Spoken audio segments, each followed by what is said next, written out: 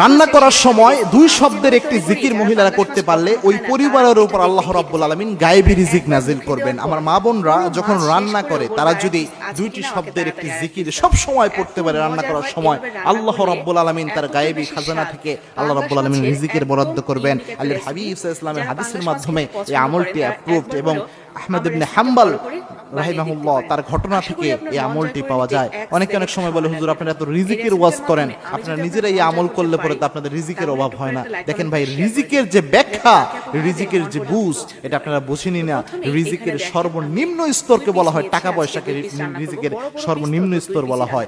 রিজিকের সর্বোচ্চ স্তর হচ্ছে আপনার সুস্বাস্থ্য, আপনার যে সুসন্তান, নেককার স্ত্রী, এই সবই রিজিকের অন্তর্ভুক্ত।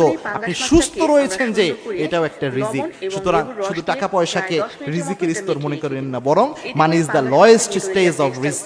রিস্কের সর্বনিম্ন স্টেজ হচ্ছে এই টাকা পয়সা। সুতরাং রিজিক যদি বৃদ্ধি করতে চান, মা বোনরা এই কাজটা করতে পারেন। সেটা হচ্ছে যখনই আপনি রান্না করছেন তখন ইস্তেগফারের আমল করবেন। ইস্তেগফারের আমল কত গুরুত্বপূর্ণ আল্লাহর হাবিব সাল্লাল্লাহু আলাইহি ওয়াসাল্লাম জানিয়েছেন, মাল্লাযিমাল ইস্তেগফার, ইস্তেগফারের সাথে যে ব্যক্তি লেগে থাকে তিনটা পুরস্কার আল্লাহ রাব্বুল আলামিন তাকে দান করেন।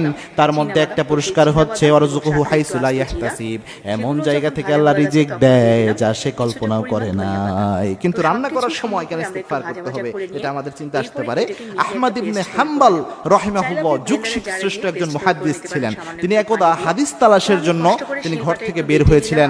তিনি খোঁজা শুরু করছিলেন হাদিস। তো এক জায়গায় তিনি রাতের বেলায় তিনি চিন্তা করলেন, এই জায়গায় রাতের বেলায় এশার নামাজের পরে মসজিদেই তিনি থাকার চিন্তা করলেন। কিন্তু মসজিদের যিনি খাদেম ছিলেন তিনি ইমাম আহমদ ইবনে হাম্বলকে চিনতে পারেন নাই, যিনি জগৎ বিখ্যাত মুহাদ্দিস। তিনি বললেন, না, মসজিদে রাতের বেলায় থাকা যাবে না, আপনি অন্য কোথাও যে অবস্থান করেন। ইমাম আহমদ ইবনে হাম্বল তিনি চিন্তা করলেন গভীর রাত কোথায় যে অবস্থান নেওয়া যায়। তিনি লক্ষ্য করলেন একজন যুবক রুটি বিক্রেতা, তিনি রুটি বিক্রি করছেন। ইমাম আহমদ ইবনে হাম্বল চিন্তা করলেন, যাই ওই যুবকের কাছে যে তার চুলার পাশে বসে রাতটা কাটাইয়া দেই। যুবককে বললেন, যুবক ভাই, রাতটা কি আমি তোমার চুলার পাশে বসে কাটাতে পারি কিনা? ইমাম আহমদ ইবনে হাম্বলকে ওই যুবক বললেন, হ্যাঁ মুসাফির, অবশ্যই আপনি পারেন, আপনি এখানে চুলার পাশে বসে রাত কাটিয়ে দেয়।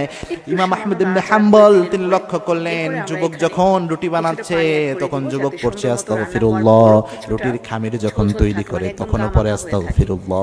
সব সময় ওই যুবক শুধু আস্তাগফিরুল্লাহ পড়ে। ইমাম আহমদ ইবনে হাম্বল অবাক হয়ে গেলেন। ওই যুবককে বললেন, হে যুবক ভাই, তুমি সব সময় দেখছি আস্তাগফিরুল্লাহ পড়ছো, এর কারণ কি এবং এর কারণে কোনো ফজিলত তুমি পেয়েছো কিনা? ওই যুবক বলছেন, হে মুসাফির, এই আস্তাগফিরুল্লাহ পড়ার কারণে আল্লাহ রাব্বুল আলামিন আমাকে মুস্তাজাবুদ দাওয়া বানিয়ে দিয়েছেন। আমি আমার জীবনে যা দোয়া করেছি সব দোয়া আল্লাহ রাব্বুল আলামিন